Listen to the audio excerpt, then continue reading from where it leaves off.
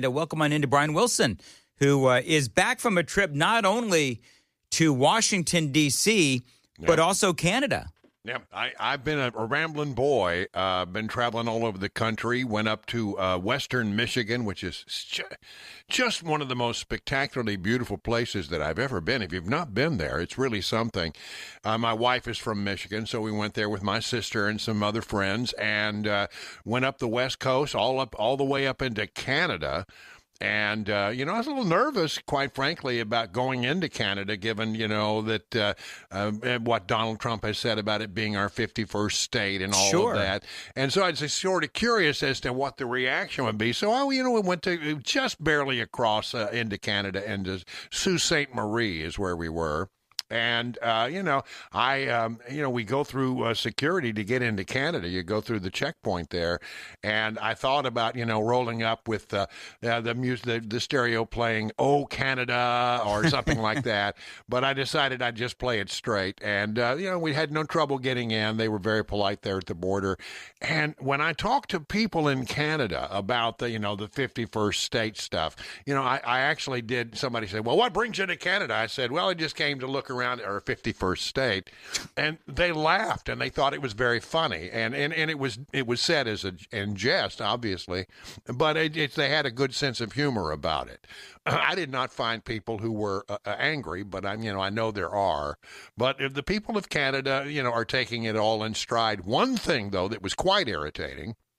Went to dinner and I could not get Tennessee bourbon or Kentucky bourbon. Mm-hmm. Because of the tariffs. And I said, well, hold on a minute. Now you're starting to impact my life. So that they did tell us, "I'm sorry, we just can't provide you with that. We're not allowed to serve products from Kentucky or Tennessee." Love it. And very good. So that was Canada. And what about Washington, D.C.? Because you went to Washington, D.C. Yeah. I'd be willing to bet, Brian, there is some similarities.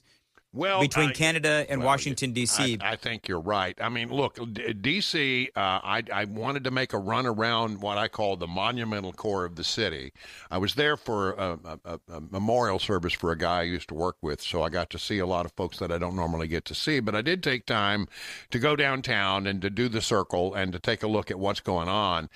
And yes, you see the National Guard. They're there. They're not overwhelming in their presence, at least not what I witnessed. And when you talk to people, and I talked because of where I was and who I was visiting with, I talked to a group of people who are across the political spectrum, who live live and or work in D.C. And they all said the same thing. We're just sort of glad it really has sort of quietened things down. And I know that there are people who object to it, but I didn't find that in the cross section of people that I spoke to. So knowing what you know about Washington, D.C., and one of the things that I have noticed, of course, is that you have the people who are in charge of Washington, D.C., Muriel Bowser and some of these other folks, the police chief.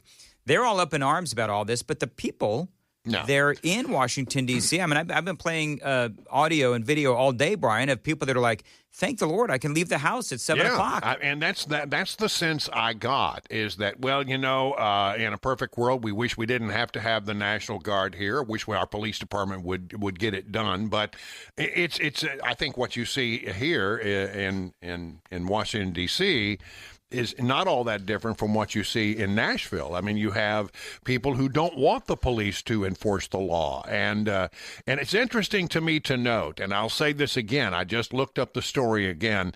There is a story out there that says that of the top 10 most crime-ridden communities in America, Nashville actually has a worse record than D.C. does when it comes to violent crime. Yeah, I saw that. If we're looking at the same list, Memphis was number 1. Number 1, and Nashville's number 8. D.C. was number 10. And the one that I saw, Nashville was number 5, and D.C. was like number 9 or 10. So, Yeah. Now, do you believe that, though, Brian? Like, is I there do. some numbers fudgery going on? I believe that we have a much more violent situation. I don't think it gets recovered. It doesn't get covered or reported the way that it should be. And we just don't have a powerful local media to hold the police accountable when they do that. I believe the numbers are manipulated. I do, and I have felt that way for some time. Well, we've covered all of that manipulation in other towns and other cities, of course. So let me ask you, Brian. So I think this is actually an interesting move that the president is doing. So we know Washington, D.C., it can be controlled by the president if he wants to send in the National Guard. But in a place like Chicago, Illinois, or a place like Memphis in Tennessee, I do find it interesting that the president is talking mainly about sending the National Guard into Chicago, where he's getting a lot of pushback from the Democrats, as opposed to Memphis, where he would more than likely have a much more amenable governor and also a very conservative state legislature.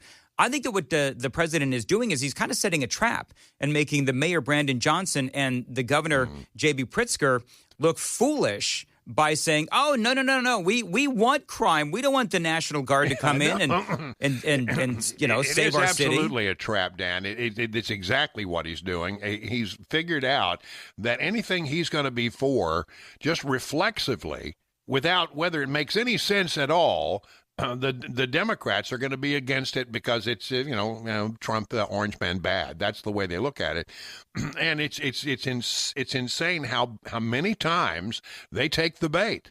We're going to be for crime, fighting crime and having, the streets be safe. Well, then we're going to have the opposite opinion. I mean, that's insane. Why would you ever, as a party, take on the position that you want to be on the side of the criminals? It doesn't make any sense, but that's how crazy the environment is that we're in right now, where anything that Donald Trump wants, no matter whether it makes 1,000% sense or not, they're going to automatically be against it. And that's going to be the road to ruin for the Democrats. He's got them right where he wants them. Yep. It's funny to watch, and that they're not smart enough to see how he's playing them. Well, let them continue to be dumb then. Oh, absolutely. All right, Brian, I've got a couple more things that we want to talk about, including, I guess, Southwest Airlines is now, they've finally done it, right? They've got a policy for fatties, people who are overweight have to buy 2 seats. That's right. They've been flirting with this for a long time. They've finally done it. Overweight people have to buy 2 seats. Now, what is the red line here? Like, what's the weight? Apparently, if you can't squeeze in between the two the handles that are each side of you, the armrests, then apparently they're going to require you to buy a second seat. And then the policy is, and if you get on the plane and there is an open seat, then we'll refund you that money. You can sit in that, but you're going to have to buy, or you're going to need 2 seats.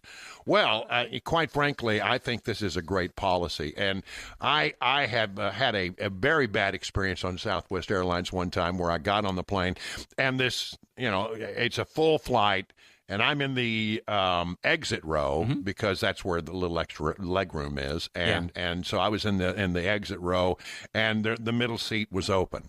And, I'm sitting there going, please, close the door. Let's go. For people that don't know, Brian is 9 feet tall. No, I'm 6'4", and so it's nice to have a little room to stretch out, and I love it when the middle seat is open. But I mean, at the very last second, when the plane is completely packed, here comes what in the airline industry they call a POS. And that's not what you might think it means. It stands for passenger of size. And she's walking down the aisle, and I'm looking, no, please, don't sit down. And she said, and it was the only seat that was open, and she took it. And I had to ride for 2.5 hours with one butt cheek hanging out in the aisle. There's a way you can open up that aisle armrest if you know the secret, and I had to open it up and hang out with one side, out in the aisle. Yeah. Because there was no other option. I think that it was wrong of that person to wait to the last second. They knew exactly what they were doing. You wait till the last second to board, and then they have to board you. All So right. I'm glad that they have done this. Okay, very well.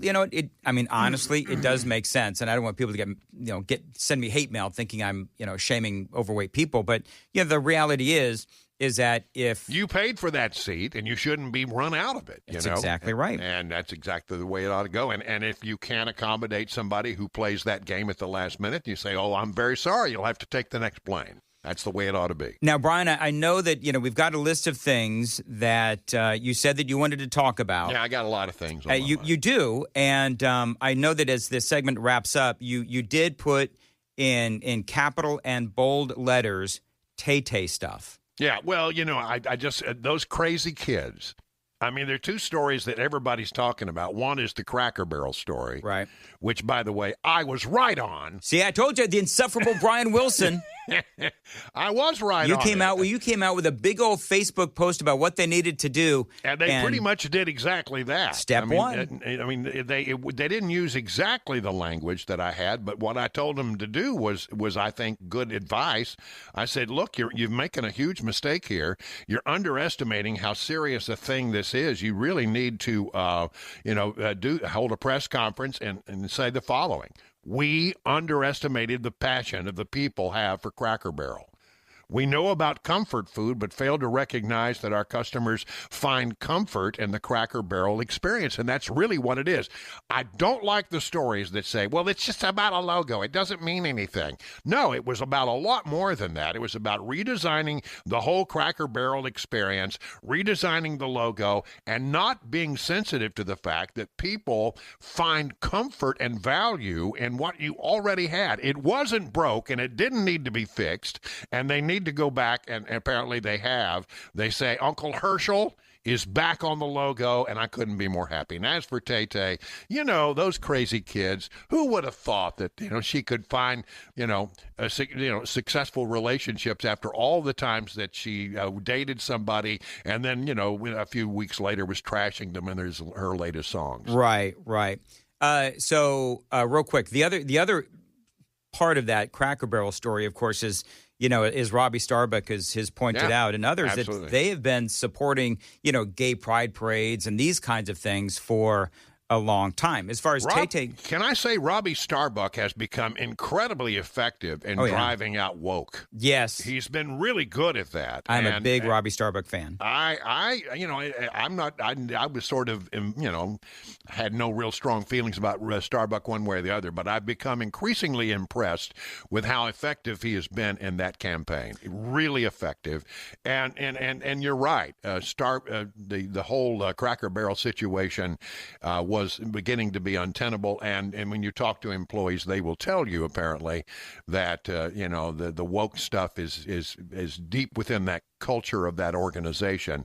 If they're wise, that will, as many corporations have done, they'll let that go by the wayside. It's kind of interesting, actually, Brian. I got the TV finally is working in here.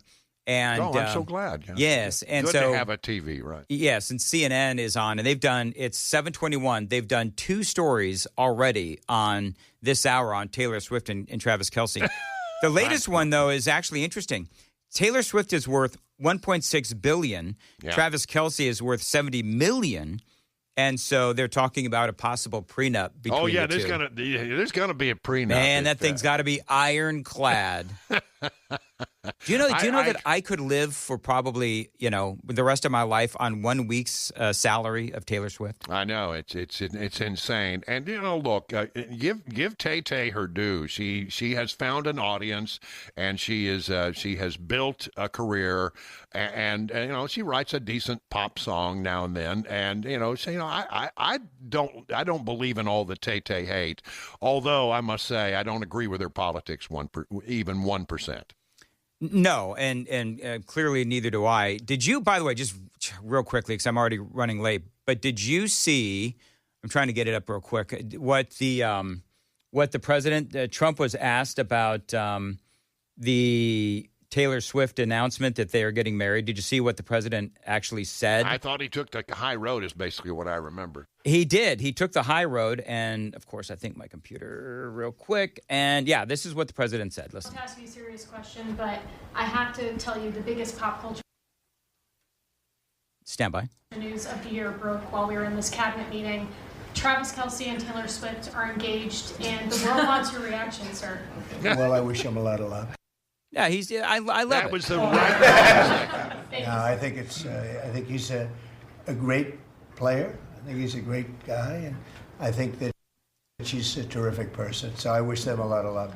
You gotta love it. You gotta love It that was Donald Trump took he the didn't high road. Didn't take the bait. You know, he could have been snarky, and he would have alienated a lot of people. I mean, Trump is doing well with young people, so why would you go out and alienate one of their iconic figures? Well, maybe a couple of months ago he said something about how Taylor Swift used to be hot or something. I don't remember exactly what he said, but maybe Susie Wiles took him aside and said, No. You got to stop with that stupidity. Yeah, what is it? Ixnay on the tay-tay. All right, Brian, thank you very much, and we'll talk to you again next week, unless news breaks. And thanks very much to the Wellness Institute of Nashville for sponsoring my appearances here on Wednesday. Don't forget that I'm going to be broadcasting live from Edley's Barbecue. That is coming up. It is tomorrow. I've been looking forward to this for a week now since they told me that I was going to be doing this. And so the entire show, 5 to 9, Edley's Barbecue. And I got to tell you that this is for the veterans. And so this is an organization, and Edley's Barbecue, they are very supportive of the veterans. And so be sure and stop by. It is the Edley's Barbecue in Donaldson. They've got all kinds of free stuff for the first 100 people, and they're celebrating their new breakfast tacos at Edley's Barbecue. And they sound really good, so I'm looking forward to tomorrow's broadcast. Come on out if you could, and right now we want to talk about a number of different things. There was a moment yesterday during President Trump's, what did we decide it was? Was it 3 hours and 17 minutes? That cabinet meeting yesterday, I think it was 3 hours and 17 minutes. And there's one moment that I really loved. I got some audio and video here where Marco Rubio, the jack of all trades, said this. Mr. President, first of all, everyone's made this comment already and needs to be echoed again. You were elected as the president of working Americans, and that's why this Labor Day is so meaningful. For me personally, this is the most meaningful Labor Day of my life as someone with 4 jobs. And so...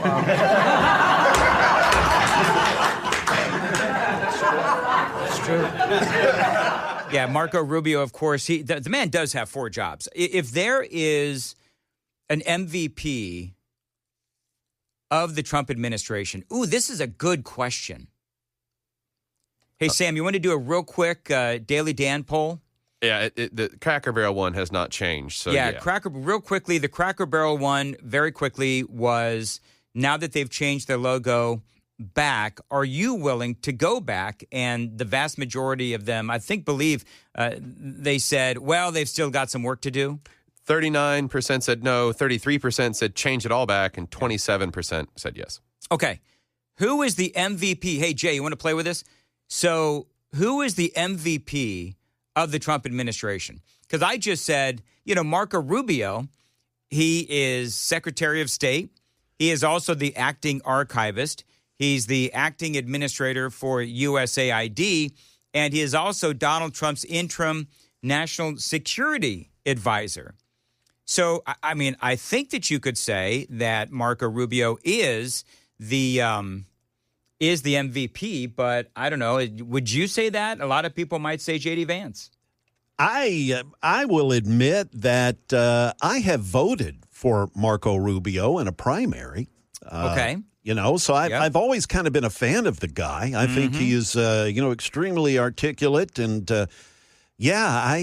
I think he does. He's one of those guys that doesn't shy away from getting the job done, no matter, kind of the fallout or the criticisms or what have you. So I admire him for that. It seems like there's who would be the MVPs? We've got Marco, because we've got to come up with a list, right? Marco Rubio, J.D. Vance, Pete Hegseth, Kristi Noem. Okay, well, I don't know, because Tom Homan.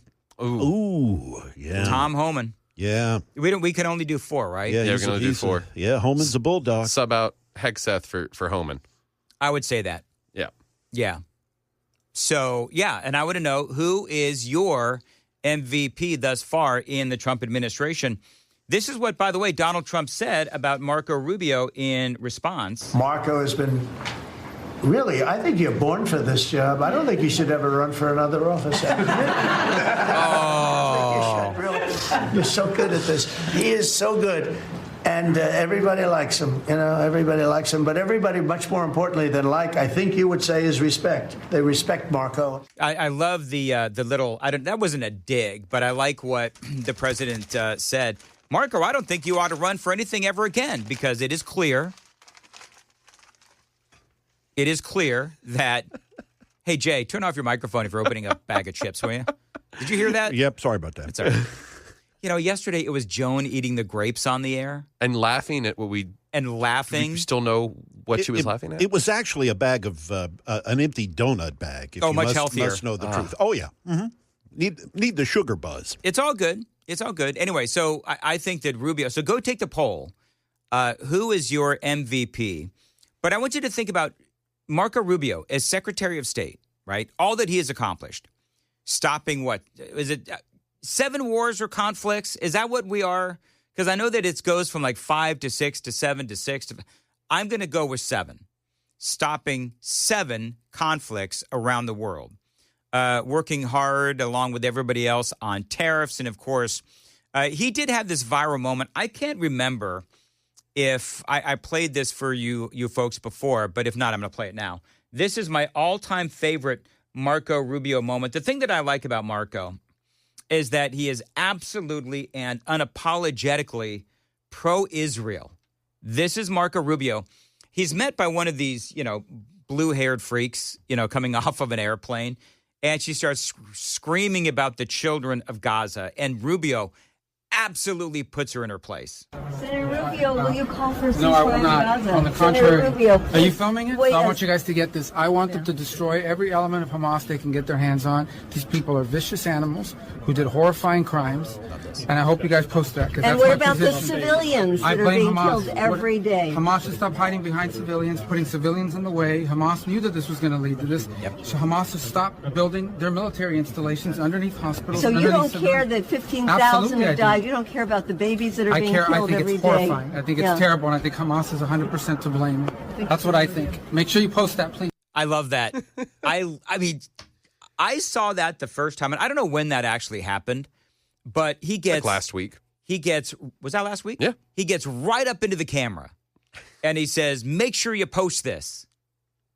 And I love it. And he does. And I fully, wholeheartedly agree with Marco Rubio on Hamas. They're using kids in schools and so forth as shields, something that they have always done. Let's also not forget that before Hamas went in and brutally murdered over 1,200 Israelis, there was, for that region anyway, relative peace. Mm-hmm. But Hamas worked with Iran and the Iranian Revolutionary Guard to train for that mission to go in and slaughter the Israelis. So I love what Marco Rubio says, and I understand, but what about the children? But what about the children? I get it. I totally understand, and I agree. But I'm with Marco Rubio, and I've said this for years about Hamas. I was reminded the other day that they were Palestinians were celebrating after 9/11 happened. Celebrating after 9/11. Yep. So listen, I get it, the whole about the children thing for the children of Gaza, but it's because of Hamas. Do you know where Hamas hides their weaponry? In schools. Right? Everybody know that? No, if you listen to this station, you know that.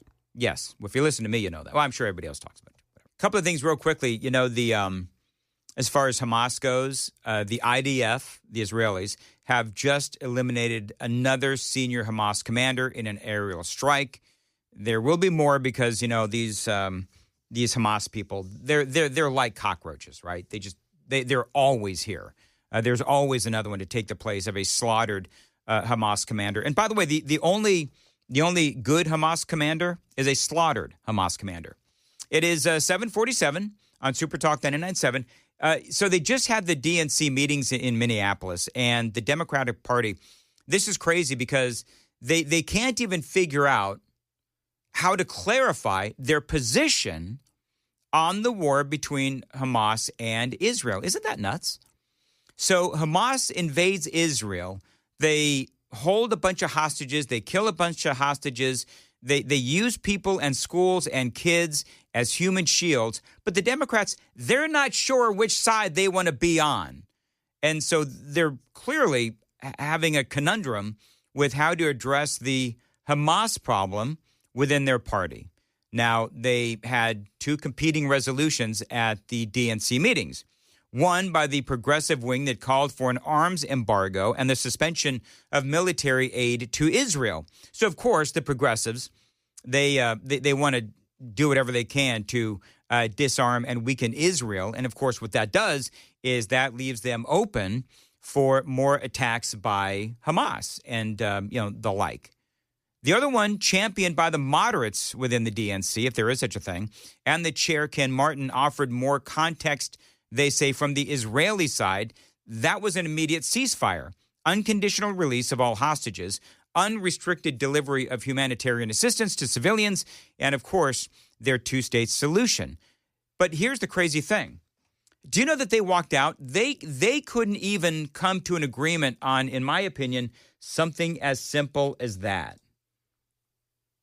Now, I don't know why I should be shocked, because I'm not, because this is the Democrat Party, and they don't know their butt from, hole in the wall, but whatever. Speaking of which, speaking of butts, did you hear Tim Walz? Oh, yeah. Now, you probably heard this yesterday. I had it, forgot to play it. Tim Walz going crazy, because remember, they have nothing if they're not talking about Donald Trump. I just told you that they couldn't agree on which side they wanted to take with the Hamas-Israeli war, right?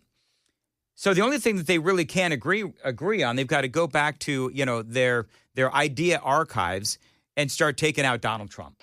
Think of how easy it would be to be a damn Republican. Oh, what should I wear today? This stupid freaking red hat. What should I say today? I don't know. Just make sure it's cruel. Who do we listen to? That guy. Oh, the felon in the White House? Yeah, listen to him and that will be fine. Shut up. I'm friends with school shooters, and I'm Tim Walz. Now he's talking about burning flags. He's going to have flag burning or whatever. Because he knows there's a hell of a lot of flags with his picture on it that are going to get burned. Does Donald Trump have his picture on flags? No. What is he talking about? I mean, people may have created their own Trump flag, but I know for a fact he would never commission something like that. Has Trump ever put his face on a flag? That would be a no, Tim Walz. Going to have flag burning or whatever. Because he knows there's a hell of a lot of flags with his picture on it that are going to get burned. There's a whole lot of that kind of crap that people are sick of. And I have to tell you. You're right, Tim Walz. People are sick of the flag burning, which is done on your side, actually. We can have our internal decision-making, our internal healthy debates, but I refuse to believe we do not have the luxury to fight amongst ourselves why that thing sits in the White House. Well, that thing sits in the White House. So that's Tim Walz. There you go. What? Is he trying to refer to him as Clayface or the Blob or something? This is Clayface and a blob? Like the thing, the villains that have no form. That's what he's trying to. It's pretty clear with Tim Walz and obviously the Democrats, but that their TDS, it really does run deep. But I think it's almost unfair to say that it's TDS, because the reality is that it's the only thing that they can agree on. It's interesting. The Democrats, they basically agree on nothing except their hatred for Donald Trump. With the Republicans, I mean, yes, I will admit I very much disagree with President Trump on the 600,000 Chinese students. I went over that yesterday. There's some other things that I disagree with on Donald Trump. But by and large, there's a lot of things, most things, Republicans agree with President Trump on. The exact opposite of the Democrats.